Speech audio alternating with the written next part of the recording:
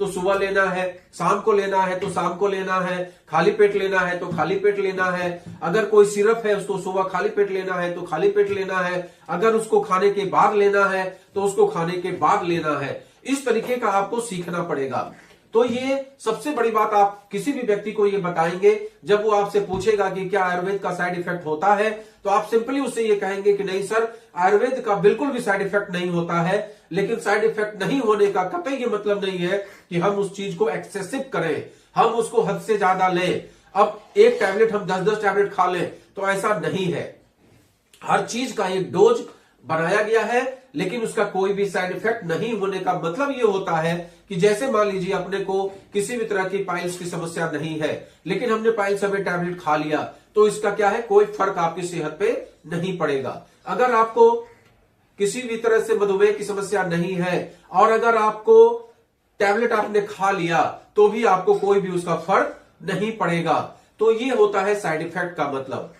साथ में आज के डेट में आप देखे होंगे कि जितने भी टैबलेट्स और सिरप होते हैं उसमें डेट ऑफ एक्सपायरी लिखा होता है। तो कोशिश ये करना है कि विद इन पीरियड, जो हमारा एक्सपायरी पीरियड है उससे पहले ही उसको कंज्यूम कर लिया जाए। आफ्टर एक्सपायरी पीरियड उसका इस्तेमाल हम न करें।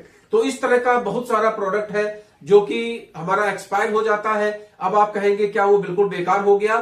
तो बिल्कुल बेकार नहीं हुआ।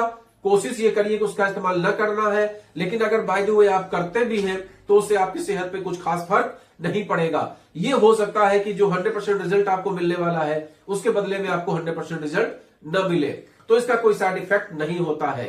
नंबर 2, लोग आपसे अक्सर कहेंगे कि आयुर्वेद अगर हम लेते हैं तो इसका जो प्रोसेस है वो बहुत धीमा है। बिल्कुल सही बात है, आयुर्वेद का जो प्रोसेस है किसी भी चीज में वो बहुत ही धीमा है। उसके पीछे कारण क्या है कि आयुर्वेद एलोपैथी की टाइप से एकदम से आपके शरीर पे अटैक नहीं करता है। ये धीमे धीमे धीमे धीमे आपके सेल्स को सही करने का प्रयास करता है, एक एक ऑर्गन को सही करने का प्रयास करता है। क्योंकि हमारा जो शरीर बना हुआ है ये बेसिकली सेल्स से बना हुआ है। सेल्स से बनता है टिश्यू, टिश्यू से बनता है ऑर्गन, और ऑर्गन से बनता है अपना पूरा शरीर। तो एक एक पार्ट्स जो बना हुआ है वो सेल्स का बना हुआ है। और हम जब आयुर्वेद का सेवन करते हैं तो वो उसको जड़ से सही करता है। तो जड़ से सही करने के चक्कर में थोड़ा समय ज्यादा लेता है। आप मान के चलिए कि किसी भी स्थिति में 3 से 6 महीना तो आपको देना ही होगा। तो इतना समय तो देना भी चाहिए, क्योंकि एक बात समझिए कि किसी भी मर्ज को होने में कितना समय लगा है और ठीक होने में आप चाहते हैं 2 दिन में ठीक हो जाए, तो ये चीज संभव नहीं है। इसके लिए आयुर्वेद का कोई भी साइड इफेक्ट नहीं